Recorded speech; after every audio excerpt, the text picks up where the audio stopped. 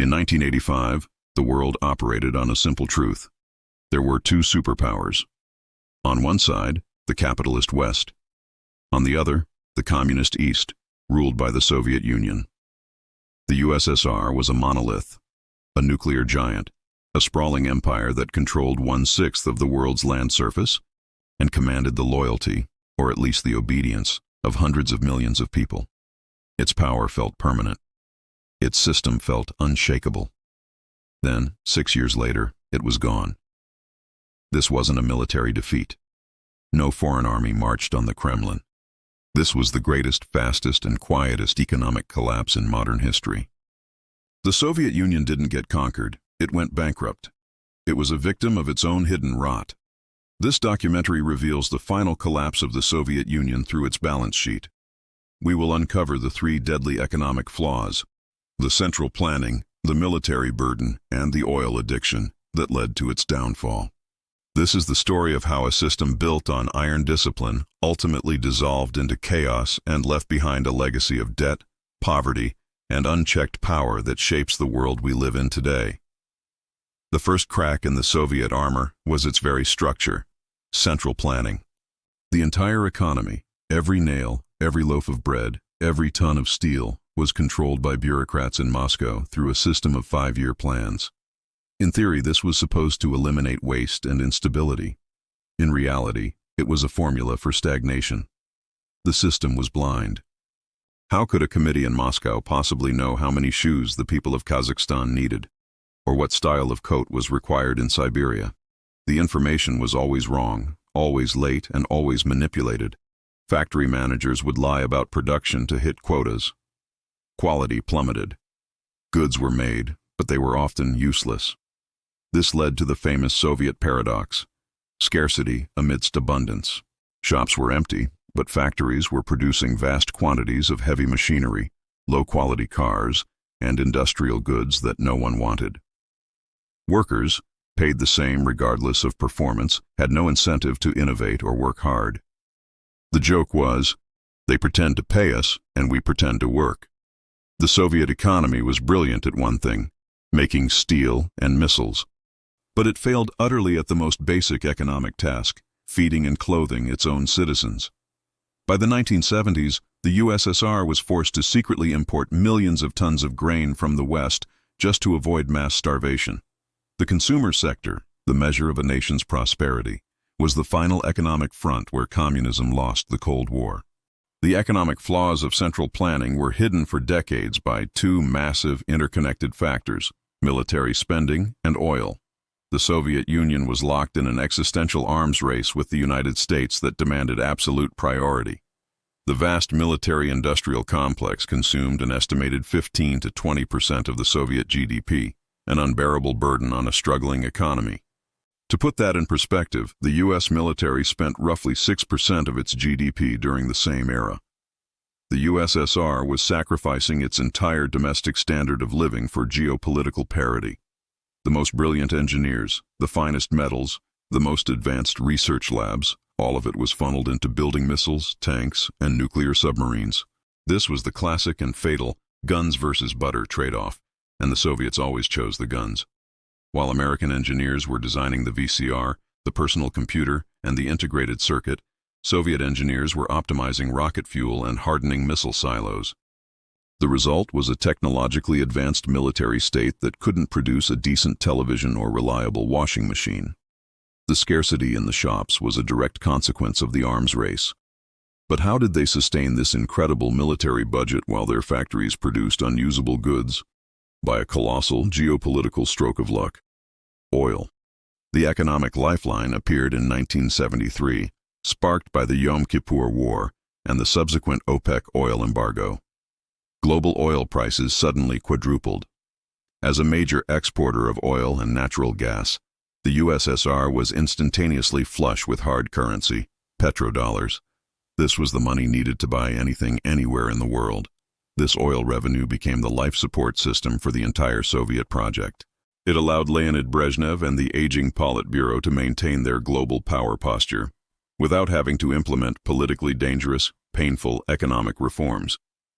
It was cheaper, easier, and less politically risky to sell crude oil for dollars and use those dollars to buy German machine tools and American grain than it was to reform the corrupt, stagnant Soviet collective farm system. The hard currency flowed in, creating a fatal oil addiction. This influx of easy money destroyed the few remaining internal incentives for innovation. Why bother making a better tractor when you can just sell crude for dollars and import a Ford tractor? The massive oil windfall wasn't invested productively. It was used to mask systemic failure. The illusion of global superpower status was literally floating on a sea of oil. Then, the final, fatal blow. In the mid-1980s, the oil market completely reversed. The Reagan administration and Saudi Arabia flooded the market with cheap crude. The price of Soviet oil plummeted by 60% almost overnight. The financial life support was cut. The revenue that had paid for every Soviet operation, from the war in Afghanistan to the imported grain that kept Moscow from starving, suddenly vanished. This was the moment the Soviet Union's balance sheet went into terminal decline. Without the vast river of easy oil cash, the Soviet economy, which had spent 4 decades training itself to rely on resources and military might, was revealed to be completely hollow. The system had no reserves, no adaptability, and no escape route. The next chapter was inevitable.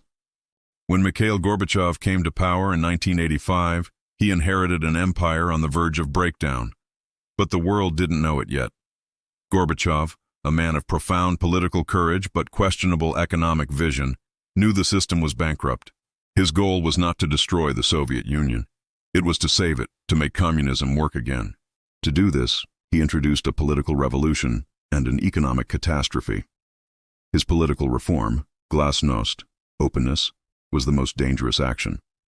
By allowing freedom of speech, releasing political prisoners, and permitting debate, Gorbachev shattered the single most critical asset of the Soviet system, the illusion of control and ideological unity.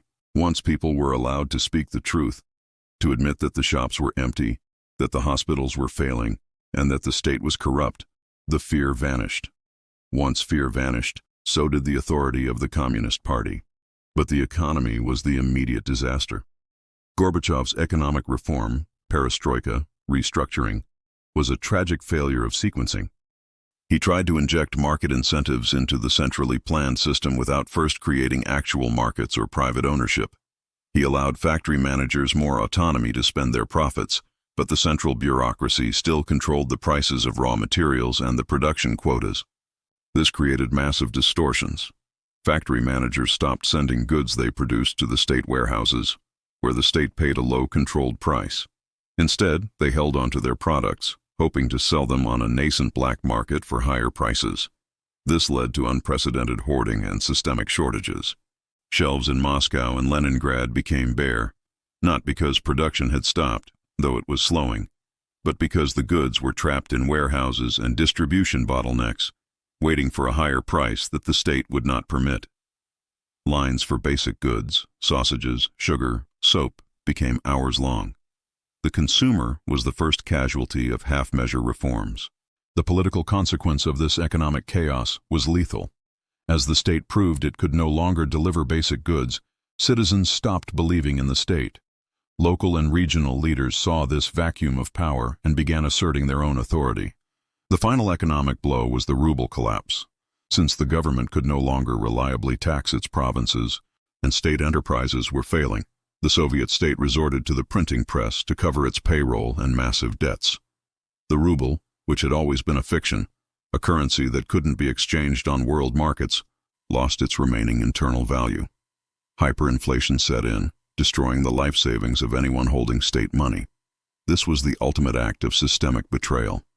Millions of loyal Soviet citizens, who had worked their entire lives and trusted the state to provide for their retirement, watched their savings evaporate in the span of months.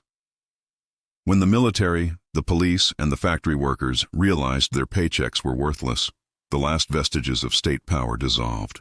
In 1991, the August coup, a desperate attempt by communist hardliners to halt Gorbachev's reforms, failed spectacularly. The failure exposed the complete decay of central authority. The constituent republics of the Soviet Union, driven by a combination of political nationalism and sheer economic desperation, began declaring independence in rapid succession. When Boris Yeltsin famously stood atop a tank in Moscow, the image was not just a political act, it was the symbolic funeral of the ruble and the centralized command economy. The empire was not defeated by a foreign power.